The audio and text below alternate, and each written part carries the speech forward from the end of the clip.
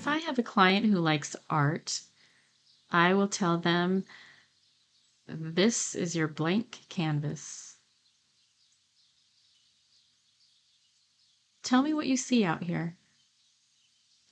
Or maybe a person is an artist, and I will tell them, tell me your story. This is your storyboard. It's blank. Tell me what's happening. And most of the time, the story is about what's happening in their lives at home, away from here. It plays out in their story here. Hi, I'm Gina Kitts. I'm a licensed professional counselor in South Carolina.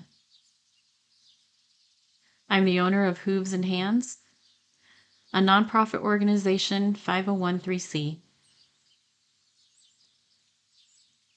And I will explain why I set up this nonprofit, but I want to let you know that I do provide traditional counseling. I also use horses in my counseling. I like to incorporate horses, and this therapy is called equine assisted therapy or activity. And the reason I like to use horses is that horses are big, strong, and challenging. If people can overcome that, they can overcome many different things, many different challenges in their lives.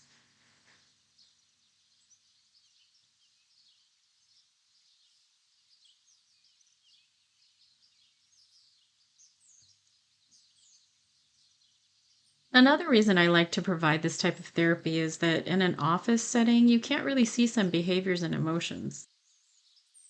Horses instinctually pick up on different emotions and behaviors that someone might be feeling, and they mirror what they're picking up on.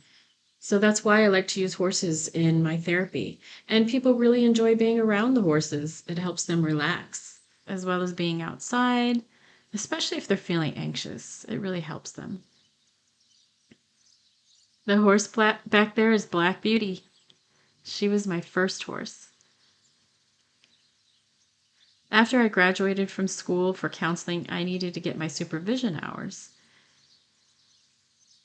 I found a supervisor who was a counselor herself.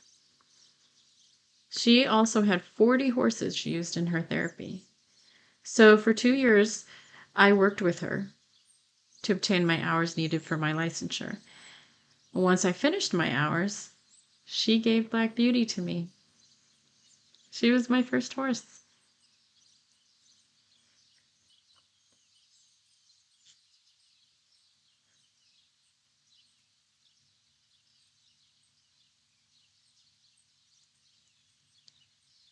And that's an example of how they respond to what they pick up on.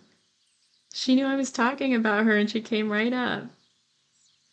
And that shows how in therapy, they pick up on different emotions. I have a client who's been suffering from childhood trauma for many years. She actually identifies with them as part of her. An example is the pig. The pig is her childhood personality. This horse is her future. She wants to be like him. This horse is vulnerable.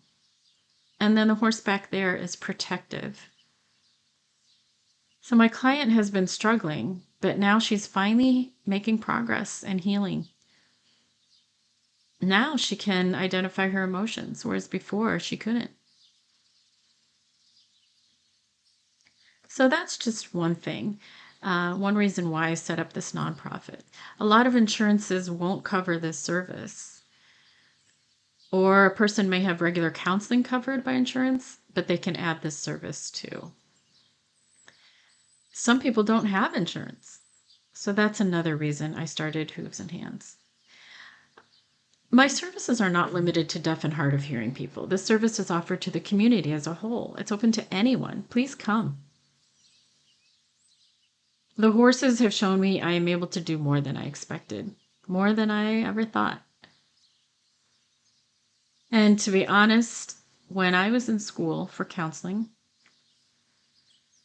I told my professor, well, my advisor, I'm going to have to work with deaf and hard of hearing only. And she said, no, you can work with the hearing too. I thought, that's impossible. How? Now I have hearing people who come. Now I feel confident. My horses have given me the confidence I need. They've shown me I can do it. They've helped me a lot. Ah, look at this one. Do you see her? Therapy is not only for mental health reasons, but to help you learn. For example, personal development. When you're thinking about what to do in life, or changing your goals, or suffering from grief. That's just one of the things I do here. As a nonprofit, I do depend on donations, sponsors, and grants. These help me to be able to provide services that are needed in the community. So if you're interested, you want to know more, you can contact me or set up a free session and see what this all looks like. Thank you so much for watching.